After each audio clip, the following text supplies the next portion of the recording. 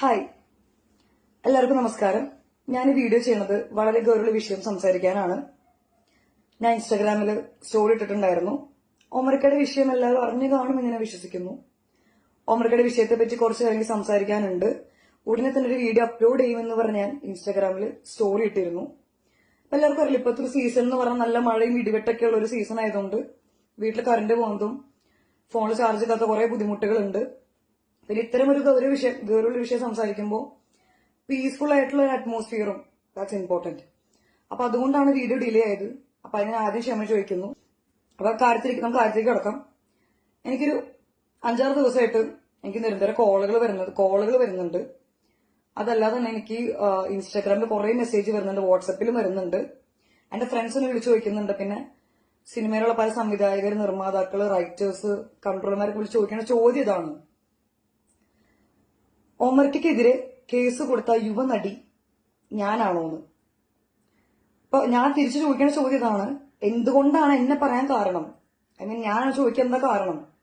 അപ്പോ അവര് പറയുന്ന റീസൺ എന്ന് വെച്ച് കഴിഞ്ഞാൽ, ആ കേസ് കൊടുത്ത യുവനടി എന്ന് പറയുന്ന ആ വ്യക്തി നല്ല സമയത്തൊരു ആർട്ടിസ്റ്റ് ആണ്, ഓമറായിട്ട് നല്ല അടുപ്പത്തിലാണെന്നാണ് പുറത്ത് പ്രചരിച്ചിരിക്കുന്നത്.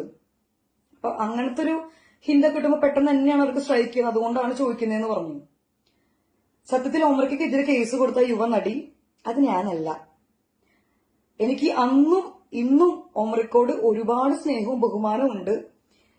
എനിക്ക് അക്കോർഡിംഗ് ടു മീ എനിക്ക് നല്ല സിനിമാ സംവിധായകനിലുപരി എനിക്ക് നല്ലൊരു സുഹൃത്തും കൂടിയാണ് ഒമർക്ക.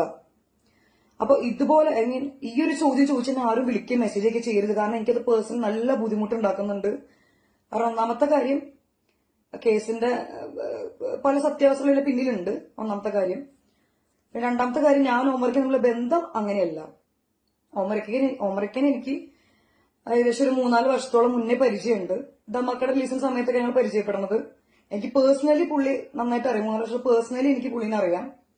അപ്പോ എന്റെ ഒരു അക്കോർഡിംഗ് ടു മീ, അല്ലെങ്കിൽ എന്റെ പെർസ്പെക്റ്റീവിൽ ഒമർക്ക അങ്ങനത്തെ ഒരു വ്യക്തിയല്ല. അല്ലെങ്കിൽ ഇപ്പോ ഇങ്ങനെ ഒരു കേസ് വന്നതുകൊണ്ട് പുള്ളിക്ക് നല്ലപോലെ സൈബർ ബുള്ളിയും കാര്യങ്ങളൊക്കെ വരുന്നുണ്ട്. എന്ന് വെച്ചാൽ വളരെ മോശപ്പെട്ട രീതിയിലാണ് പുള്ളിയെ പറ്റി സംസാരിക്കുന്നത്. റേപ്പിസ്റ്റ് അങ്ങനെ ഇങ്ങനെയൊക്കെ സംസാരിക്കുന്നുണ്ട്. പക്ഷെ എന്റെ കാഴ്ചപ്പാടിൽ എനിക്ക് പുള്ളിയുടെ പേഴ്സണൽ ആയിട്ടുള്ള പുള്ളി അങ്ങനത്തെ ഒരു വ്യക്തിയല്ല. Is A good human being. പിന്നെ മറ്റൊരു കാര്യം എന്ന് വെച്ചാൽ, ഇപ്പൊ ഞാൻ ഒമർക്ക തമ്മിലുള്ള കോൺവെർസേഷൻ, ഇന്റർവ്യൂസിലൊക്കെ പല ആൾക്കാരും കമന്റ് ഇടുന്നത് വളരെ മോശമായിട്ടാണ്. സത്യത്തിൽ ആൾക്കാർ മിസ്അണ്ടർസ്റ്റാൻഡ് ചെയ്തിരിക്കുകയാണ്. കാരണം ഒമർക്ക ഡബിൾ മീനിങ് ആയിട്ട് പടങ്ങളൊക്കെ ചെയ്യുന്ന പല ആൾക്കാരും പറയുന്ന റീസൺസ് നിങ്ങൾ മിസ്അണ്ടർസ്റ്റാൻഡ് ചെയ്തിരിക്കുകയാണ്.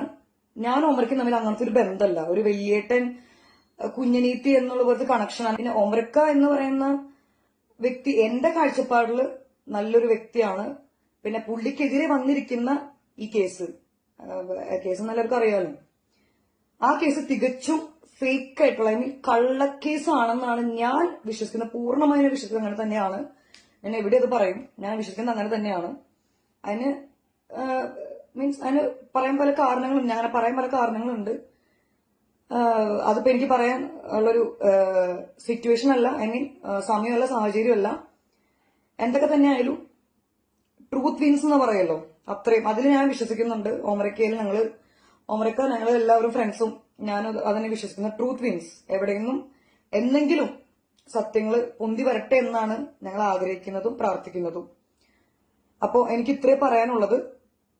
ഒന്നും കൂടി ഞാൻ റിപ്പീറ്റ് ചെയ്യാണ്: ഒമർക്കെതിരെ കേസ് കൊടുത്ത ആൾ ഞാനാണ് ചോദിച്ചാൽ എന്നെ വിളിക്കരുത് ദയവ് ചെയ്തിട്ട്. കാരണം എനിക്കത് ഭയങ്കര ബുദ്ധിമുട്ടുണ്ടാക്കുന്നുണ്ട്. എനിക്ക് എന്റെ മെന്റലിറ്റിനെ ഭയങ്കരമായിട്ട് ബാധിക്കുന്നുണ്ട്. പിന്നെ ആ കേസ് കള്ളക്കേസാണെന്നാണ് ഞാൻ ഇപ്പോഴും വിശ്വസിക്കുന്നത്. ഇത്രയാണ് എനിക്ക് കൺക്ലൂഡ് ചെയ്യുന്നത്. That's what I am concluding. അപ്പൊ അത്ര എനിക്ക് പറയാനുള്ളൂ. അപ്പോ thank you so much. See U.